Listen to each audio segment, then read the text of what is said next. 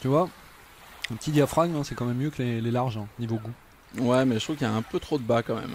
Ouais, mais ça c'est l'effet de proximité, ça. Ça, c'est parce que tu la manges trop près. Tu vois. Ah d'accord, mais comment je fais pour la manger maintenant?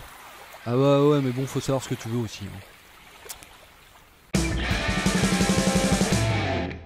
Bonjour à tous et bienvenue dans Refait le Patch. Salut Arnaud, comment ça va? Ça va bien, Grégoire. Bonjour à tous. Qu'est-ce qu'on teste aujourd'hui, Arnaud? On teste. Tu sais plus. Mais oui, on teste Sonar 2015. Encore une stan? Oui, j'en ai marre. Encore une stan. Oui, je sais, t'en as plein le dos, mais. Oh, cette blague de papa tout de suite, on attaque. Voilà, on s'est dit qu'on allait revisiter un peu toutes les stans, donc Pas de en raison, fonction hein. de l'actualité aussi. Hein.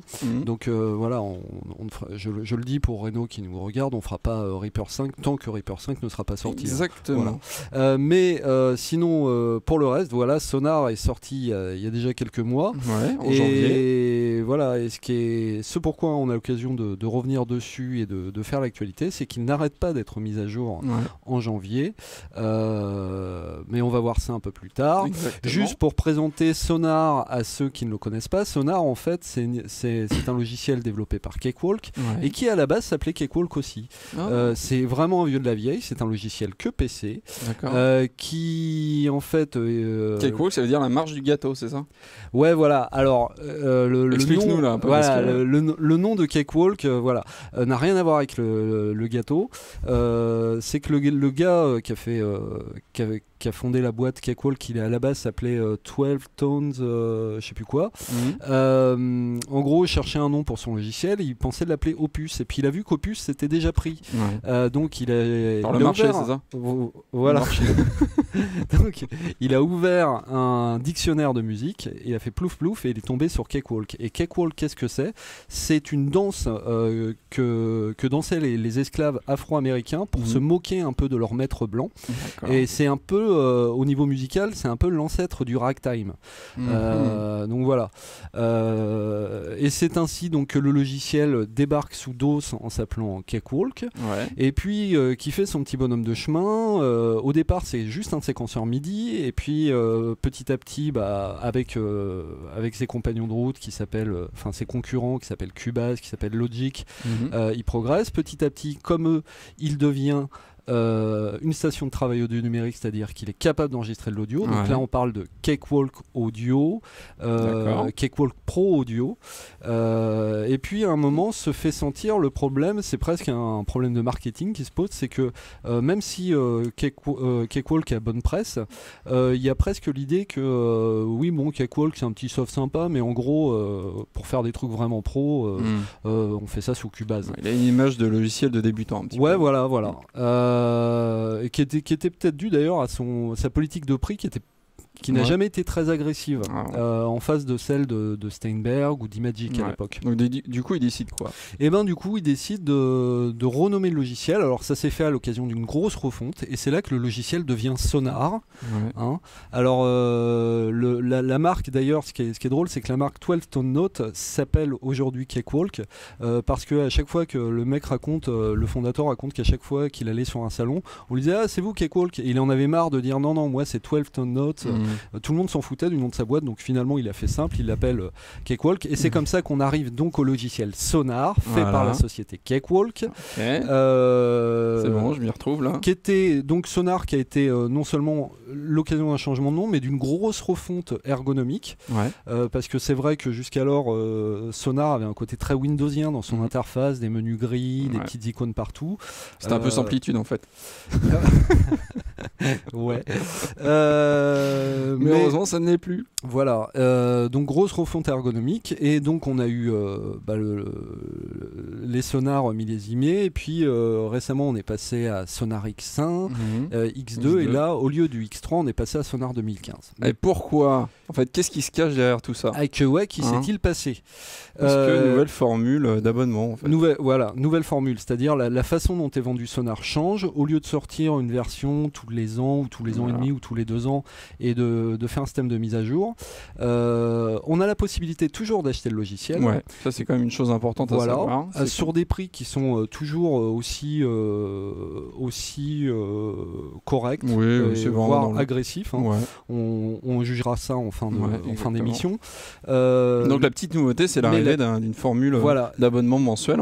D'abonnement. Et là où en fait Cakewalk a été très malin et beaucoup plus malin en fait que ses concurrents, voire des autres gens qui font ça. Hein. Par exemple, Microsoft fait ça, Adobe fait ça.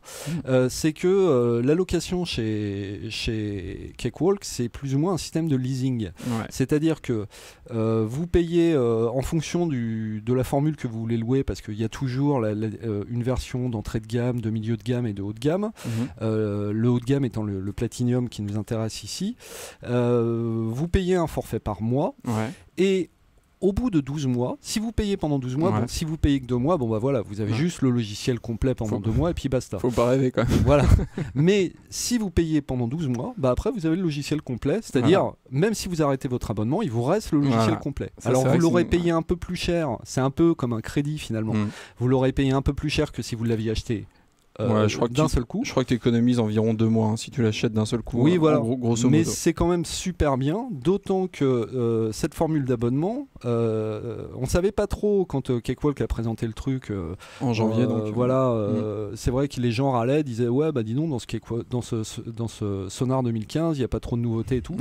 Ce qui était vrai. Ce qui est vrai, sauf que ça fait déjà, je crois, la 3e mise à jour que Cakewalk fait. Non, 5e, je crois. La 5e, pardon. Quasiment une par mois. Hein. C'est un truc de la 5e mise à jour, et dans chaque mise à jour, il y a des vraies choses intéressantes. Oui, c'est pas des bugs fixes, quoi. C'est des vraies nouvelles fonctionnalités qu'on va voir. Hein, mais est apparu un drum replacer, un truc de synchro vocal et tout.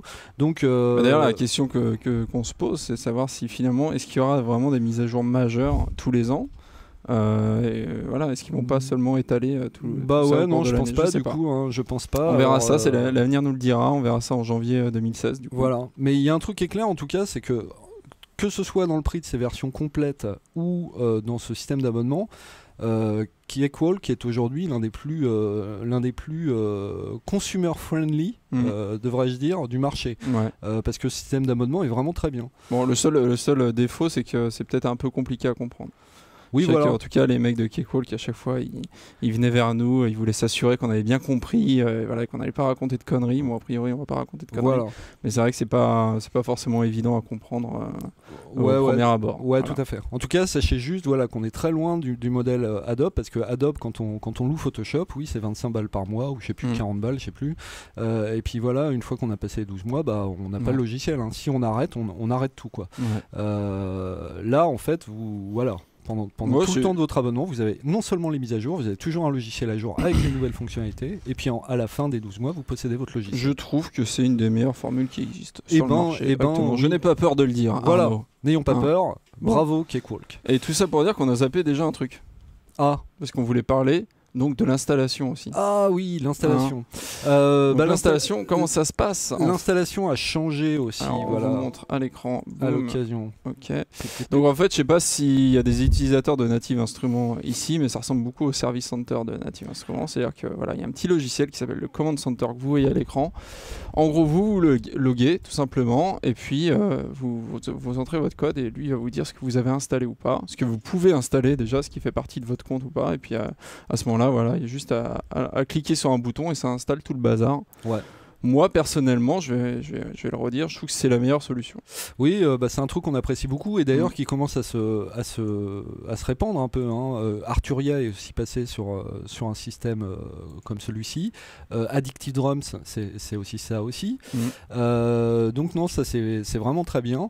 Y a pas de... Moi, j'ai pas de réserve particulière. Si, parfois, c'est vrai que... Ça, t'avais un problème, non? Je crois, il me semble. Ah non, c'était sur Addictive Drums 2, c'est ça? Parce que...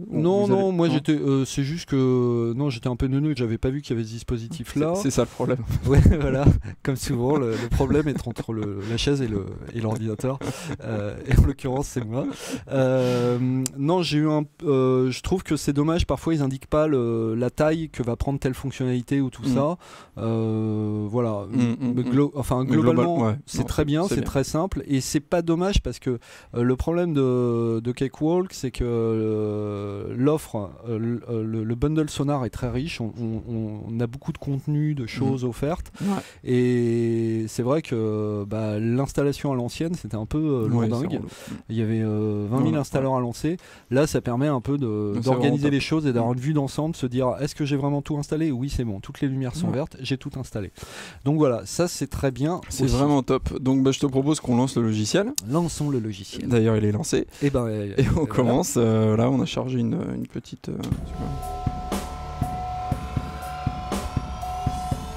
Une petite session, donc. Assez sympa d'ailleurs. Et voilà.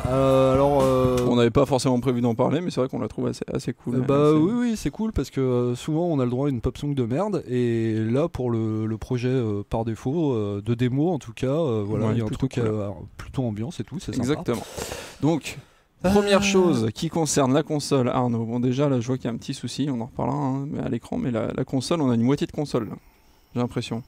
Tu veux dire en bas? Ouais. Oui, tout à fait. Alors oui, c'est. Bon, c'est un premier moins tout de suite. Ouais. Il n'y en a pas beaucoup des moins, mais on attaque direct. C'est un premier moins. Il y a un truc qui est clair, c'est que si vous avez, si vous optez pour Sonar, le dual screen, le double écran, pardon, est quasiment obligatoire. Ouais. Là, on voit sur l'écran.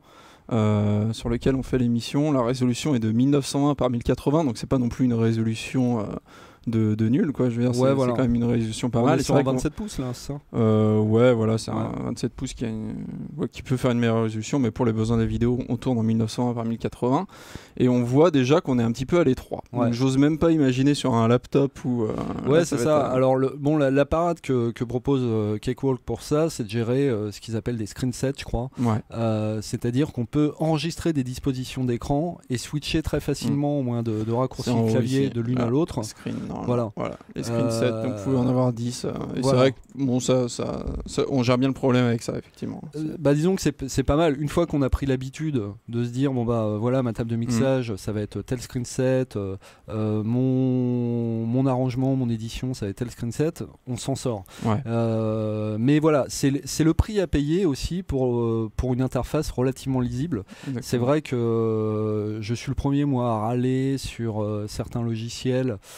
J'ai râlé pour Samplitude, mais j'ai râlé même pour Studio One, qui parfois ont des tout petits textes, des tout petits caractères et tout ça, parce qu'ils essaient justement de tenir sur une seule et même fenêtre. Là, c'est écrit plus gros, mais là, voilà, on n'a pas ce problème de lisibilité, mais du coup, oui, on peut afficher moins de choses. Exactement. Donc tout ça pour dire que une des premières nouveautés, c'est la vue dynamique des inserts et des départs dans la console. Youpi! Alors là, le problème, c'est qu'on les voit pas là, du coup. Alors, il va falloir que tu prennes ta petite souris et que tu remontes la console. Oh, la console! Voilà. Donc en gros, on vous explique ce que c'est. En gros, c'est un peu ce que fait Cubase, mais en moins poussé, on va dire. C'est qu'il y a un côté responsive, mais que pour les inserts et les envois. C'est-à-dire que la taille en fait que vous voyez ici à l'écran du petit carré FX va s'agrandir suivant si on met beaucoup de plugins. Bon là, il se trouve que sur la session qu'on a ouverte, il y a pas beaucoup de plugins. Plus justement. Ça va aller et plus je vais pouvoir en mettre. Voilà. Alors, toc. Voilà, les filtres. Et puis si j'en mets un autre. Pardon, hop, ça devrait s'agrandir. Voilà, vous voyez, ça s'agrandit. Et c'est pareil pour les scènes qui à la base ne sont pas développées. Sauf que si je mets un toc, nouveau bus. Bon, ce n'est pas notre stan de. Voilà, c'est la première fois qu'on l'utilise. Donc soyez gentils avec nous. Sortie du bus, et là je fais clac, effet audio. Il s'en sort pas mal quand même, je trouve. Clac. Il est bon. Clac. Et je l'appelle Youpi. Et là vous allez voir, donc a priori, toc. Voilà. Nickel, t'as réussi ton coup. Donc voilà. Donc là, effectivement, la partie send s'est agrandie, donc parce qu'on a rajouté un deuxième bus d'envoi. Et ça c'est pareil avec les inserts, c'est-à-dire que c'est dynamique en fait, tout simplement, suivant le nombre de plugins. Alors c'est pas aussi dynamique que dans un Cubase ou dans un FL Studio visiblement, qui tous deux sont passés sur des tables qui sont complètement vectorielles. C'est-à-dire que même les faders, peuvent être redimensionnés. D'ailleurs, dans Studio One aussi, en hauteur, les faders peuvent être redimensionnés. Il y a encore une marge de progrès à faire, mais c'est quand même très bien et ça offre beaucoup plus de lisibilité, c'est-à-dire on n'a pas besoin d'afficher un truc qui prend tout l'écran juste quand on a 2 inserts. Surtout qu'on a déjà des problèmes de place ici, donc bon, voilà. Donc une première nouveauté pas mal. J'en profite pour vous montrer un truc, pour les gens qui ne connaissent pas Sonar, juste parce que c'est aussi l'occasion de ces vidéos, c'est de montrer en fait que sur toutes les pistes, il y a ce qu'ils appellent le Pro Channel. Et le Pro Channel, c'est assez intéressant parce que c'est une sorte de seconde zone d'insert en fait, où on peut rajouter des modules. Et il y a des trucs pas mal. Et il y a des trucs de voir très bien, genre la B-Reverb 2. Voilà, la B-Reverb 2. Alors c'est pas la B-Reverb complète, c'est une B-Reverb spéciale pour Cakewalk, allégée, mais les algos n'ont rien d'allégé. C'est-à-dire c'est allégé au niveau des paramètres, tout ça, des possibilités d'édition, mais les algos, c'est des algos tueurs. On voit déjà un petit peu la politique de Cakewalk là-dessus, c'est-à-dire qu'ils n'hésitent pas à faire appel à des développeurs de plugins tiers pour enrichir leur logiciel. Et moi, perso, c'est un truc que j'adore, ça. Voilà, plutôt qu'essayer de refaire le plugin d'à côté en moins bien, ce que font pas mal d'éditeurs comme Steinberg, par exemple. Voilà. Moi, c'est un défaut qui m'a longtemps agacé. J'étais cubasien, c'est un défaut qui m'a longtemps agacé chez Steinberg. Autant j'adore quand ils innovent et parfois ils proposent des trucs fabuleux. Autant le côté, on veut tout faire par nous-mêmes. Quitte à le faire moins bien que ce qui existe déjà. Parfois ça met 6 mois, même plusieurs années à arriver, et c'est moins bien que ce qui se fait à côté, tout simplement. Donc là, voilà, on a les gens qui ont fait ça, c'est Overload, c'est Softube. Donc des grands noms en plus, ils choisissent bien leur... voilà. Et c'est vraiment, donc je vous présente en plus des inserts et des sends où là vous utilisez vos plugins, mais avoir ce petit... c'est des inserts aussi finalement. C'est second insert, c'est vraiment très très pratique. Compresseur, égalisation. Voilà. Alors nickel. Je vais il y a tout ce qu'il faut. Le Pro Channel. Replie tout ça. Hop là. Donc l'autre nouveauté, c'est la control bar qui a été refaite, qui est maintenant. Donc c'est la barre que vous voyez tout en haut. En gros, qui inclut plein de raccourcis avec tous les outils, comme on voit à gauche. Les boutons de transport, vous pouvez le voir plein de choses, et en fait la nouveauté là-dedans, c'est que on peut faire à peu près ce qu'on veut. Déjà on peut la détacher, je crois, il me semble, on peut la mettre en haut, en bas, on peut la mettre en bas, la docker en haut, en bas, on peut faire ce qu'on veut, c'est-à-dire que par exemple on peut plier, déplier aussi des trucs, ça c'est pas mal, les marqueurs ici, hop, et surtout on peut, alors attends, est-ce que je vais y arriver? Je ne sais pas. Ah oui, voilà. Tu peux le faire. On peut déplacer. C'est modulaire, voilà. C'est complètement modulaire. On fait ce qu'on veut. Et c'est vrai que c'est plutôt pas mal. Moi, je la trouve plutôt bien faite. Bon, c'est vrai qu'elle prend un peu de place. Ça peut être peut-être la critique qu'on peut. Ouais, mais encore une fois, elle est lisible. Voilà. Non, moi je trouve surtout, j'ai trouvé assez bien faite. On peut pas retirer d'ailleurs des trucs. Alors, on peut redimensionner. Tu vois, tu peux fermer le module boucle. Ouais, bien sûr. C'est-à-dire que même si. On peut carrément retirer des trucs. Voilà, on peut quand même retirer des choses. Ça se fait aussi chez les concurrents, ça. Tout à fait, ouais. Mais voilà, on peut choisir les modules, qu'on veut ou pas. On peut vraiment se faire le truc aux petits oignons comme on aime. Et ça, c'est un truc qui est assez appréciable, il faut le dire. C'est très bien, effectivement. Carrément. Et on peut donc la détacher complètement et la mettre sur un autre écran, par exemple. Voilà. Donc, next, le Mix Recall. Arnaud, qu'est-ce que c'est que le Mix Recall? On voit que c'est ici, justement, c'est dans cette fameuse toolbar. Il y a un nouveau, c'est celui-là. Le Mix Recall, ce qui est assez, c'est tout bête, parce que c'est des scènes. Oui, voilà. C'est des scènes. C'est le fait de pouvoir enregistrer différents mixages, c'est-à-dire, je sais pas, vous avez un mixage, par exemple, d'une chanson, vous avez mis vachement la voix en avant, et puis une autre où la voix du chanteur se fond plus dans l'instrumentation. Typiquement, voilà, quand vous sortez plusieurs mix, vous savez pas trop ce que le client va vouloir. Généralement, ce que vous faites, c'est que vous mettez la voix au niveau auquel vous pensez le meilleur, quoi, et une voix à plus 3 dB et moins 3 dB. Comme ça, vous êtes à peu près sûr, vous même peut-être plus 1,5, plus 2. Bon, après, vous faites ce que vous voulez. Donc, c'est vrai que ça permet de switcher d'un mix à un autre comme ça très rapidement, parce que c'est quasiment instantané. Voilà, de garder trace de pistes qu'on a suivies, d'essayer des choses. Par exemple, je sais pas, tiens, vous demandez si, je sais pas, le plugin de simulation de bande de Slate est meilleur que le plugin de simulation de bande du AD. Bah là, c'est super cool. Vous pouvez comparer, vous faites clac clac et vous comparez très facilement. Même ce qui montrait, je sais plus, j'avais vu sur une vidéo, ce qui était assez intéressant, c'est que je crois qu'intégré, t'as des simulateurs de Nive et de SSL, je crois que c'est dans le Pro Channel, il me semble. Oui, tout à fait. Ouais. Et en fait, le mec montrait justement, il mettait toutes ses pistes en Nive.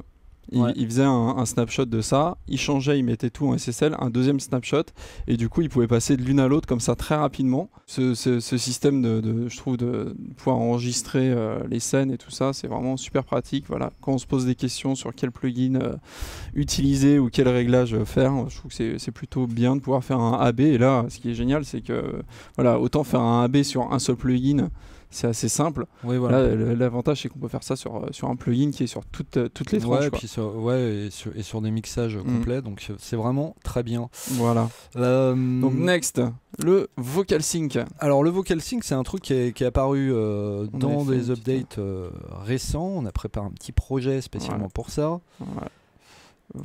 Que j'ai appelé Voice Sync. Oui, voilà. C'est con.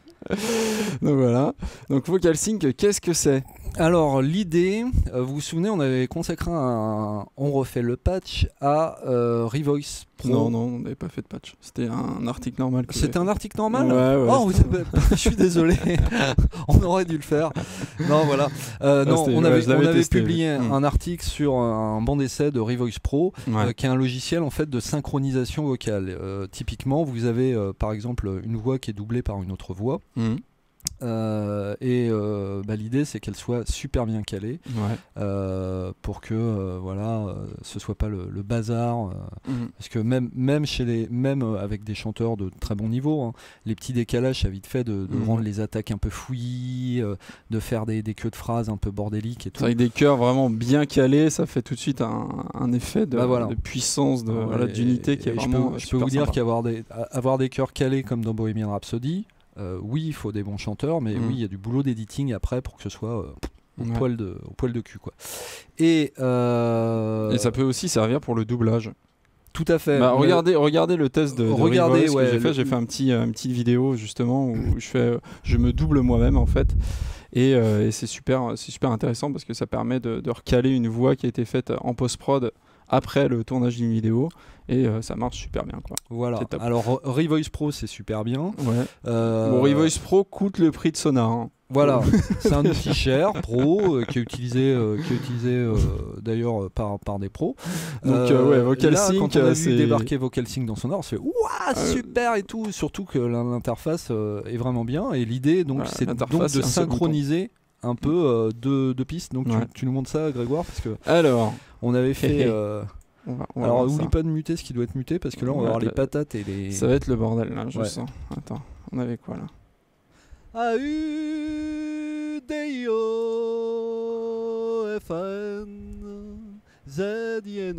belle voix. Magnifique.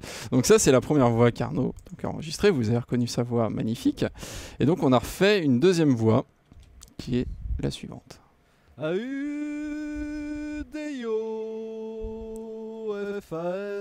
Ah non, mais c'est déjà la voix corrigée, ça. Ouais, elle est déjà corrigée. Et en plus, je crois qu'on a fait les cochons, c'est qu'on n'a même pas fait le rendu.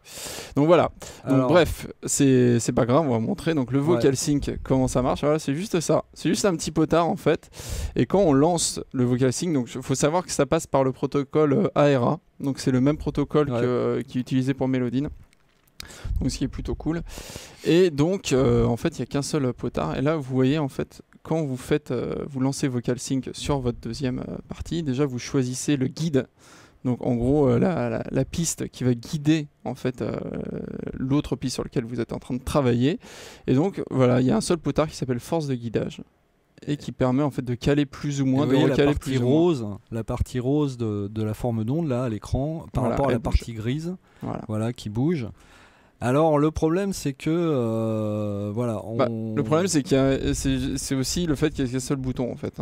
Et ben en fait je ne suis pas d'accord. Le problème c'est même qu'il y ait qu'il y ait un bouton, parce que j'allais dire dans Revoice Pro il n'y a pas de bouton du tout. Dans Revoice Pro on lui dit tu vois la piste là, bah, je veux que celle-là elle matche exactement pareil. Le gars il fait ok d'accord, je calcule, voilà c'est fait, c'est bon. C'est vrai. Là on doit aligner les trucs à la main et on se rend compte en fait que c'est assez inalignable. C'est-à-dire que bon, les artefacts que vous avez entendus là, c'est parce qu'on n'avait pas fait de rendu, hein. En fait il y a un petit bouton rendu, voilà. Donc on peut lancer le rendu, mais là on voit déjà qu'avec le potard en fait on a quand même un peu du mal à vraiment aligner tout ça, quoi. On va essayer de faire un rendu là. Bah, disons. Voilà. Et on va essayer les deux ensemble.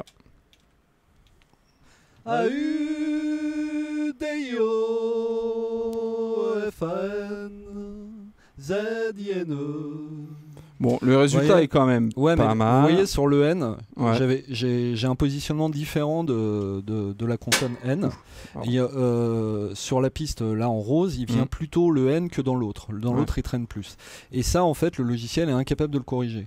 C'est-à-dire que oui, il est capable de recaler plus ou moins des trucs qui sont très très proches. C'est-à-dire si vous avez des chanteurs très propres et tout, que vous faites doubler une piste ou que vous avez des chœurs très propres, oui, ça va améliorer un peu le truc. Mais malgré tout, quand il y a ce genre de trucs qui sont courants, ça ne vous dispensera pas d'utiliser l'audio snap qui est dans Sonar aussi, hein. Mais qui a été mise à jour en plus. Voilà, mais du coup personnellement, même si je trouve l'idée excellente, parce que j'adorerais avoir un Revoice Pro qui a un Revoice Pro dans toutes les stans, j'ai trouvé ça un peu pour le coup un peu gadget là, parce que je me suis dit ah oui, finalement dans plein de cas c'est pas utilisable.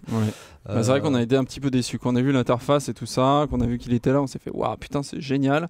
Et finalement voilà, quand on a essayé, attends, on a un autre exemple qu'on va vous faire écouter tout de suite. Ou là d'ailleurs le fameux exemple des patates. Les patates pourries sont épluchées. Magnifique. Donc artistiquement moi je suis assez d'accord avec ce que tu racontes, hein. Les patates pourries sont épluchées. Et on entend le clic en plus, c'est formidable. Donc là voilà, c'est pareil, on a un petit peu recalé. Attends, on va zoomer un peu parce que là... Zoom un peu. Zoom. Hop. Donc là voilà, c'est pareil, on a un bouton. Alors là, le petit problème qu'on voit en fait, c'est que voilà, quand on tourne le bouton, en fait, là il y a plusieurs mots qui sont bien détachés. Et quand on tourne le bouton, on se rend compte qu'on arrive à recaler par exemple le deuxième. Mais le troisième est pas bien calé, il se décale encore plus en fait. Alors si on décale le troisième, bah ça redécale le... Voilà. On voit que là en fait on n'a pas vraiment de solution qui convienne à la fois pour le deuxième et le troisième mot. Et la solution elle s'appelle Audio Snap en fait, c'est d'y aller à la main, tranquille. À la main sous les aisselles. Voilà. Donc voilà, c'est pour ça, ne comptez, c'est sympa de savoir que Cakewalk s'intéresse à ce problème, mais pour l'heure c'est pas super convaincant. Non. Et ça les gens de Revoice Pro, c'est SynchroArt, c'est ça, hein, ils ont encore, je pense que voilà, ils sont pas trop inquiets. Non, ça va. Par contre, là, une nouveauté. Là, oui, on peut parler. Donc l'Audio Snap, c'est un truc qui existe depuis longtemps dans Sonar, qui à l'époque était, je crois même que c'est... Je sais même pas si ça utilisait pas les algos de Variphrase de Roland ou un truc comme ça au départ. Mais voilà, ça permettait de faire de l'édition comme ça facilement dans Sonar. Et là, c'est quoi comme édition en fait, raconte-nous, parce que là peut-être des gens qui connaissent pas du tout Audio Snap, qui savent pas du tout à quoi ça sert en fait. Là, il s'agit vraiment de recaler de l'audio, c'est-à-dire vous avez votre segment d'enregistrement audio, il s'agit de mettre les transitoires là où elles doivent être, de bouger, par exemple une ligne de basse qui colle pas parfaitement de batterie, qui tombe pas exactement bien sur les temps, ou au contraire qui est trop métronomique et que vous voulez mettre un peu en avant ou un peu à fond du temps. Là en l'occurrence c'est très simple, et alors Sonar le faisait déjà, mais c'est vrai que la façon dont les créateurs de Cakewalk avaient envisagé l'Audio Snap était un peu compliqué au niveau interface. Et bon sang, là, moi je pense pas me tromper en me disant qu'ils ont dû regarder comment c'était fait dans Studio One. Parce qu'ils ont refondu l'ergonomie de ce module. Il y a une chose qui nous a fait penser clairement à Studio One, c'est, vous voyez là j'ai décalé en fait deux transitoires, et en fait voilà, quand on décale plus ou moins, elle change de couleur. Voilà. C'est-à-dire que si on la retarde, elle devient rouge, si on l'avance, elle devient bleue. Voilà. Et ça, c'est exactement pareil dans One, typiquement. Voilà. Et à la fois, grand bien leur face de pomper cette idée, parce que c'est très parlant, et c'est très simple, et c'est vachement plus efficace, en tout cas pour aligner des voix, que le Revoice qu'on a vu. Ouais. Pour peu que vous sachiez sur quel temps tombent vos voix et tout, c'est vraiment bien. D'autant que, comme vous voyez dans la palette d'outils, il y a des options de... C'est genre tout ça qui est nouveau, en fait. C'est parce que je sais plus... Je crois que c'était Will dans les forums, donc Will qu'on salue, Will Zegal, on te fait des bisous, et donc qui est un utilisateur de Sonar depuis belle lurette, et qui justement lui utilise AudioSnap, et voilà le petit souci qu'il avait avec, c'est que voilà, il disait que c'était pas super ergonomique. Là justement, ils ont mis à jour toute l'interface, et c'est vrai que c'est plutôt pas mal. Wow. On voit qu'il y a un bouton pour chaque fonction, hein. Il y a un bouton pour quantiser, il y a un bouton pour extraire le groove, un bouton pour appliquer le groove. Moi je sais que ce genre de fonction je l'utilise mais tout le temps quand je travaille par exemple avec des batteries virtuelles, des fichiers joués en MIDI par des vrais batteurs, parce que moi je suis pas batteur, souvent j'extrais du coup le groove de ce batteur là pour l'appliquer à d'autres pistes, par exemple à la piste de basse, la piste de guitare, et c'est vrai que ça marche super bien, c'est un truc que j'utilise tout le temps, quoi. Ouais, voilà, donc bravo pour ça, c'est très bienvenu, tout comme le module dont on va parler maintenant. Et c'est pareil, c'est une très bonne idée d'avoir intégré ça, c'est le Drum Replacer. Ça c'est top, parce que c'est quelque chose qu'on n'a pas dans la plupart des stands, et qui pourtant est très pratique. Pour plusieurs raisons. Alors bon, déjà le fait est que le Drum Replacer va servir, donc à la base c'est un outil qui sert à remplacer des percus dans un rythme de batterie. Alors on peut pas forcément remplacer d'ailleurs. C'est-à-dire que imaginez, vous faites une prise d'une batterie, et puis vous trouvez que la caisse claire elle a vraiment un son clink et tout. Par contre vous aimez bien le groove. Vous aimez bien le groove, mais voilà, vous n'êtes pas content du son de pièce ou tout ça. Vous pouvez tout à fait remplacer au moyen d'un Drum Replacer. Donc un Drum Replacer, c'est ni plus ni moins un truc qui va détecter quand tombe la caisse claire, quand tombe le kick, pour les remplacer par des samples. Et alors, ça va être utile donc pour changer le son d'une prise un peu pourrie, ou pour améliorer un peu tout ça, mais ça va être utile aussi pour faire quelque chose qu'on fait énormément dans la production actuelle, c'est-à-dire du layering. C'est-à-dire que même si vous êtes content de votre prise de base, si vous voulez un énorme son de caisse claire et tout, il y a un truc, vous pouvez vous amuser, vous pouvez vous amuser à mettre des EQ, des compresseurs et tout, mais au bout d'un moment, mettre 5 caisses claires sur le coup de caisse claire, ça marche très bien aussi. C'est très bourrin. Mais voilà. Et enfin, je dis ça, non, mais c'est super souvent utilisé. Donc là, on avait pris du coup une boucle de batterie. Montre-nous. Voilà, notre superbe boucle. Et donc ce qu'on avait fait, on a lancé du coup le Drum Replacer. Donc vous voyez l'interface là en bas ici. Donc en fait la première ligne c'est le kick, la deuxième ligne c'est la caisse claire, et la troisième ligne lui il a détecté des tomes. Bon, il se trouve qu'il n'y en a pas ici, donc on s'en fout un petit peu. Donc en gros, qu'est-ce que ça fait? Donc là on a notre son dry. Donc ça c'est la batterie comme elle a été enregistrée. Et donc là, ce qu'il fait, c'est qu'il remplace tous les coups de... Donc il a extrait le groove, finalement c'est ça ce qu'il fait. Et il a remplacé toutes les grosses caisses et les caisses claires par des samples. Voilà, donc le groove est identique. Donc c'est ça qui est super bien. Et donc, la vérité, je vous dirais, est au milieu. Et la vérité au milieu, par exemple. Écoutez ça.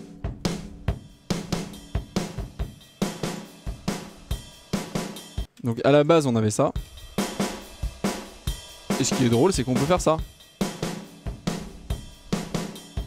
Alors, bon, c'est qu'un exemple. On s'est pas pris la tête sur le mixage ni sur le choix des samples. Mais voyez comment ça fonctionne. En fait, c'est parce que c'est très simple. À chaque fois, en fait. Déjà, il y a toute la partie détection à droite. Voilà. Vous avez à la fois un filtre qui permet de filtrer les fréquences à écouter. Donc là, vous voyez, le filtre, il est à. Vas-y, bouge-le, on va voir. 107. Ce qui est sympa, c'est que en fait, on voit directement en fait sur le graphique. Voilà. Et ça change. Voilà, donc on va essayer de trouver la fréquence, en fait, le filtre qu'il faut pour que la détection de la grosse caisse se fasse au mieux. Voilà. Donc, là, la grosse caisse, ça vous étonnera pas, on va plutôt écouter ce qui se passe en bas plutôt que ce qui se passe en haut. Et puis après on a un seuil aussi, vous voyez, il y a une petite réglette qui a un seuil de niveau. Ça peut être intéressant aussi pour savoir, notamment sur une caisse claire, est-ce que vous voulez choper les ghost notes ou pas. Ouais, exactement. Et puis là typiquement, voilà, si je le baisse trop, du coup je chope aussi les caisses claires, donc ça c'est pas bien, donc on va le laisser ici. Voilà. Et il y a toute la partie justement sample. Voilà. Donc là, on a choisi un sample qui s'appelle Hall Otaki. Donc je pense qu'ils font référence aux Beatles, hein, c'est ça. Voilà. Donc là, bon, par contre, le seul truc effectivement, c'est que de base, il y en a pas beaucoup, hein, quand même. Il y en a pas beaucoup. Alors le truc. Et pareil, c'est via un explorateur de fichiers, c'est un peu bon. Voilà. Le truc qui est cool, c'est que malgré tout, on peut extraire aussi le groove MIDI. Ouais, c'est ce qu'on a fait.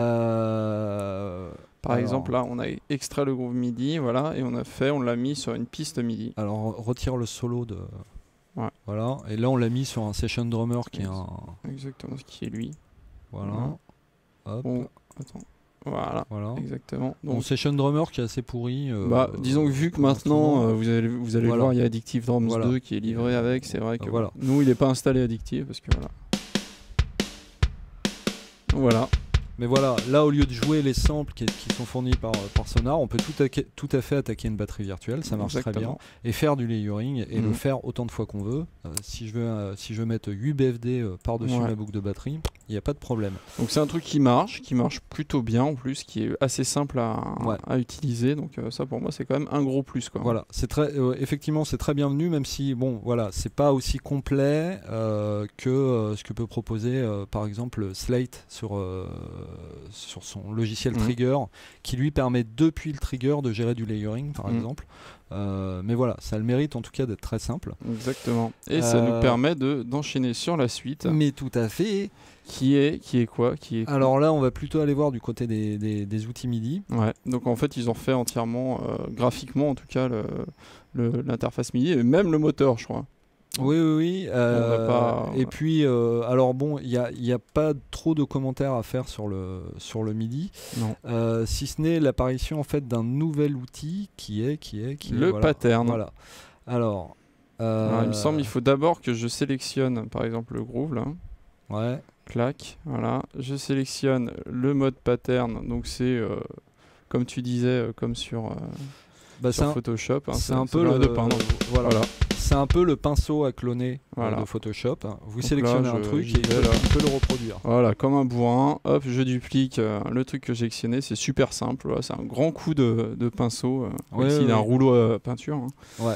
Et pareil, c'est une petite fonction bien sympa. Et c'est vrai que tout ce qui est édition MIDI a une gueule plutôt sympathique aussi. Donc, c'est très bien réalisé. Et puis c'est vrai que là notamment on voit dans le contexte, alors c'est vrai que notre pattern de batterie a pas trop d'intérêt, mais quand vous avez des motifs qui sont un peu chiants à programmer, par exemple les roulements de caisse claire, c'est-à-dire à la fois il y a plein d'événements MIDI, il y a plein de notes MIDI, mais en plus il y a des contrôleurs continus en dessous qui sont chiants.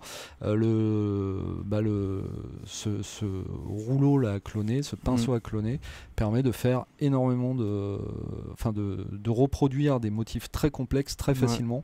Alors d'ailleurs, je crois avec copier-coller, on pouvait le faire aussi, mais c'est beaucoup plus intuitif. Ce qui est pas mal en plus, c'est que vous pouvez aussi recopier. Par exemple, bon là c'est un groupe de batterie, ça marche pas. Mais par exemple, si vous avez une petite séquence de notes de piano, vous pouvez la copier, mais tout en la transposant en fait. Oui. Ça se fait assez facilement, je crois, en sélectionnant la note. Et puis là, c'est pareil, on a sélectionné tout un groupe de notes, mais si vous voulez sélectionner juste la première note, la troisième, la quatrième et la cinquième, c'est pareil. Possible. Donc non, ça c'est très bien foutu. Bravo pour ça. Exactement. Donc c'est à peu près tout pour les nouvelles fonctions, mais on va s'attaquer à une grosse partie. On va pas vous montrer grand chose, on va plus parler pour une bonne et simple raison, c'est que comme on vous l'a dit, Cakewalk bosse pas mal avec des éditeurs tiers pour étoffer un petit peu leur offre, et en fait c'est pour les instruments virtuels c'est exactement pareil. Voilà. Qu'est-ce qu'ils ont rajouté? Le gros morceau de cette année, j'ai envie de dire, de l'édition 2015, c'était l'arrivée d'Addictive Drums. Addictive Drums, je vous renvoie. Par contre, là, on a fait une vidéo. Là, on a fait un patch. On a fait une vidéo. Le 2, Addictive Drums 2. Je vous renvoie à la vidéo qu'on a fait sur Addictive Drums 2, qui n'est ni plus ni moins qu'une des toute meilleure banque de batterie du marché. Et en plus, on vous file pas une version light, mais bien la version, je sais plus, Platinum ou plus mieux. Avec la version Platinum de Sonar qui coûte donc 450 € je crois sur Steam. En fait, on vous donne la version d'Addictive Drums 2 qui comprend 3 packs de 3 kits de batterie. 3 kits de batterie supplémentaires et que vous pouvez choisir, très important, que vous pouvez choisir dans tout le catalogue. C'est-à-dire que si vous êtes fan de métal, vous pouvez prendre juste les kits de métal. J'ai essayé, là, on fait vraiment ce qu'on veut. Ou juste le funk. Alors vous avez le droit à 3 kits, à 3 banques de groove MIDI, en plus, et 3 instruments, me semble-t-il, à choisir parmi toute la collection. Donc c'est parfait. Faut savoir que ça coûte 200 $. Hein, ça, chez Addictive Drums 2. Chez XNL Audio, ça coûte 200 $. Donc voilà, dans une Stan à 450, je trouve ça plutôt pas mal. Oui, voilà. Et bon, très sincèrement, c'est vrai que moi, je suis un gros fan de Dizzy Drummer parce que j'adore le côté tap to find et tout, et que c'est un peu moins bien réussi dans Addictive Drums. C'est ta deuxième préférée, on va dire. Mais voilà, Addictive Drums, ça reste quand même une putain de bonne batterie virtuelle. Sonne bien. L'interface est facile à utiliser. Et tout. Regardez la vidéo, ça sera encore mieux. En plus, ça fera des vues pour nous. Voilà. Mais c'est loin en tout cas d'être un cadeau à 2 balles. Rappelons aussi qu'il y a dans le même genre, mais ça c'était déjà dans la version précédente, mais il y a Melodine toujours qui est fourni, qui lui aussi coûte 100 balles. Voilà. Et puis AS Drum Session GS2. Alors celui-là, on l'a pas testé. Pour être honnête avec vous, c'est une guitare virtuelle, c'est ça? C'est une guitare virtuelle. Alors moi, j'ai fait un peu mumuse avec.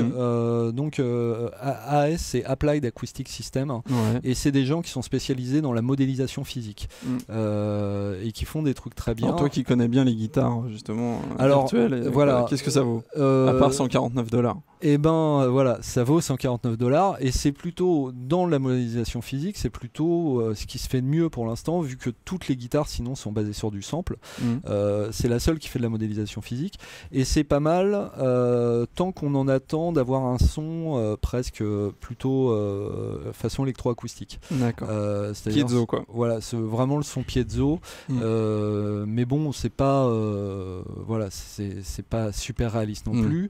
Ce qui est très cool dans cette version 2 en tout cas, c'est qu'elle est très simple à utiliser, et malgré tout ça propose des sons intéressants. Enfin c'est vraiment un ajout plutôt sympa. Puis pareil, 150 balles quand même. Voilà. Et puis vous avez toujours les anciens qui sont et notamment Rapture, Dimension Pro, Rapture, le Zeta, qui sont tous trois des synthés un peu Rumpler pour un piano de Lounge Lizard de Dimension. Voilà. Le Lounge Lizard toujours d'AS, le Lamber piano de True Pianos. Non, vraiment. Et puis bon, des vieux aussi, des plus vieux instruments.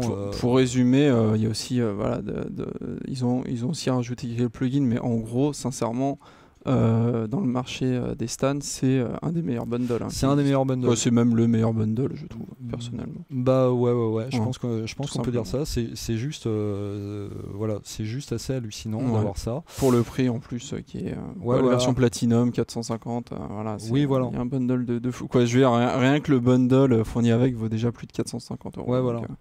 Donc c'est alors ce que je serais curieux de savoir, par contre, et qu'il faudra vérifier, c'est si tu prends l'abonnement un mois. Ah oui. Est-ce que t'as Addictive Drums pour 50 balles?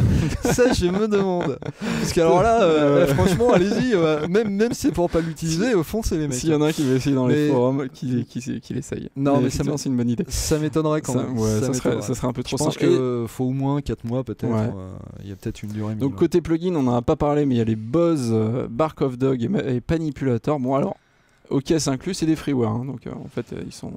Allez les essayer vous-même. C'est des trucs assez orientés mixage. Panipulator, comme son nom l'indique, c'est plus pour bosser sur le pan. Et je crois que l'autre.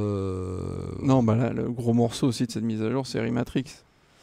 Oui, voilà. Alors, mais Rematrix, c'était pas là avant, c'est ça. C'est une nouveauté. C'est une nouveauté. Rematrix, oui, c'est la reverb à Convol plus signé par Overload. Voilà, toujours. Donc Overload qui a déjà fourni une reverb, une B-Reverb Lite. Donc c'est une version light de Rematrix. Voilà. C'est ça qui a été testé chez nous par Sleepless. Donc pareil, allez voir le test.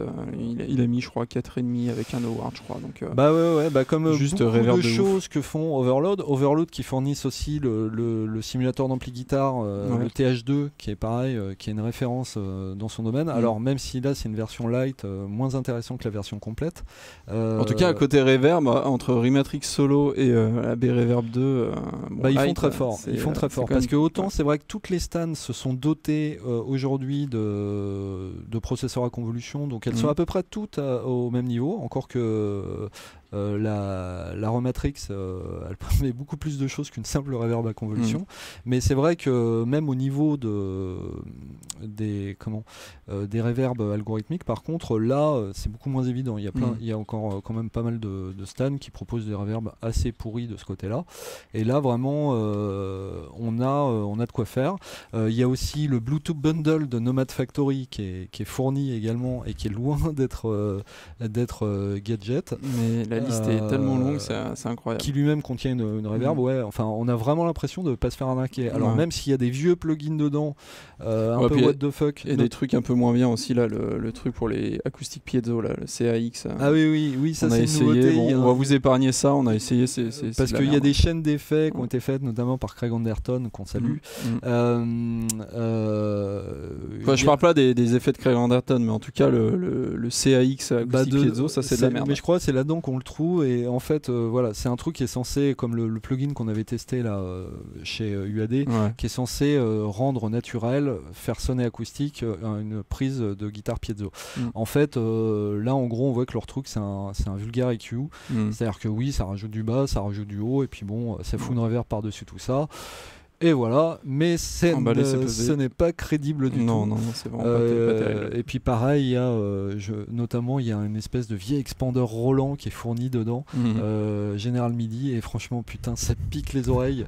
Alors bon, c'est pour la rétrocompatibilité, on ne reprochera certainement pas ça au logiciel, mais bon, voilà, il n'y a pas que des bonnes choses, mais il y a d'excellentes choses, et oui, on vous dit un des bundles les plus copieux, les plus complets du marché, et avec vraiment de la qualité. Exactement. Quoi. Bon écoute, ça fait plus de 45 minutes qu'on parle, donc on va arrêter là. Hein. Ouais. Et puis on va passer à la conclusion. Donc voilà, tout de suite, à bientôt.